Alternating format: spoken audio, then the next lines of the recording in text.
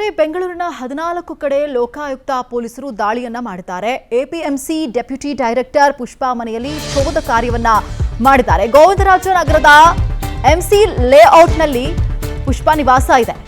ದಾಳಿ ವೇಳೆ ನೋಡಿ ಏನೆಲ್ಲ ಸಿಕ್ಕಿದೆ ಅಂತ. 1.5 ಕೆಜಿಗೂ ಅಧಿಕ ಚಿನ್ನ, ಬೆಳ್ಳಿ, ನಗದು ಪತ್ತೆ ಆಗಿದೆ.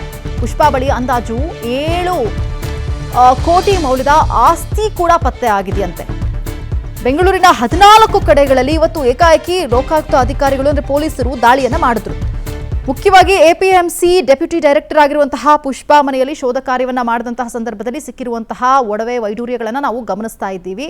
ಸೊ ಅಕ್ಕಸಾಲಿಗನನ್ನ ಇವತ್ತು ಕರೆಸ್ಕೊಂಡ್ರು. ಯಾಕೆ ಅಂತಂದ್ರೆ ಅಲ್ಲೇನು ಸಿಕ್ಕಿರುವಂಥದ್ದು ಕೆಜಿ ಗಟ್ಟಲೆ ಚಿನ್ನ ಲೆಕ್ಕಾಚಾರ ಹಾಕಬೇಕಲ್ಲ, ಹಾಗಾಗಿ ಅಕ್ಕಸಾಲಿಗನನ್ನು ಕೂಡ ಕರೆಸ್ಕೊಂಡು ಎಷ್ಟು ಕೆಜಿ ಚಿನ್ನ ಇದೆ, ಎಷ್ಟು ಕೆಜಿ ಬೆಳ್ಳಿ ಇದೆ, ಏನೇನಿದೆ ಎಲ್ಲವನ್ನ ಕೂಡ ಲೆಕ್ಕಾಚಾರ ಹಾಕಿದ್ದಾರೆ. ಇನ್ನು ಗೋವಿಂದರಾಜನಗರದ ಎಂಸಿ ಲೇಔಟ್ನಲ್ಲಿ ಈ ಪುಷ್ಪಾ ಅವರ ನಿವಾಸ ಇರುವಂಥದ್ದು. ಸುಮಾರು 1.5 ಕೆಜಿಗೂ ಅಧಿಕ ಚಿನ್ನ, ಬೆಳ್ಳಿ, ನಗದು ಎಲ್ಲ ಕೂಡ ಪತ್ತೆ ಆಗಿದೆ. ನಾವೇನು ದೃಶ್ಯಗಳಲ್ಲಿ ಗಮನಿಸ್ತಾ ಇದ್ದೀವಲ್ಲ, ಇದೆಲ್ಲದರ ಮೌಲ್ಯ ನಾವು ನೋಡ್ತಾ ಇದ್ದೀವಿ. 1.5 ಕೆಜಿಗೂ ಅಧಿಕ ಚಿನ್ನ ಇದೆ, ಬೆಳ್ಳಿ ಇದೆ, ಜೊತೆಗೆ ನಗದು ಕೂಡ ಸಿಕ್ಕಿದೆ. ಸದ್ಯದ ಮಟ್ಟಿಗೆ ಸಿಕ್ಕಿರುವಂಥದ್ದು ಈಗ. ಬಟ್ ಇದಕ್ಕೆ ಗೊತ್ತಿಲ್ಲದಂಗೆ ಇನ್ನೆಷ್ಟೆಷ್ಟು ಎಲ್ಲೆಲ್ಲಿ ಸೇವ್ ಮಾಡಿಟ್ಟಿದ್ದಾರೋ ಗೊತ್ತಿಲ್ಲ.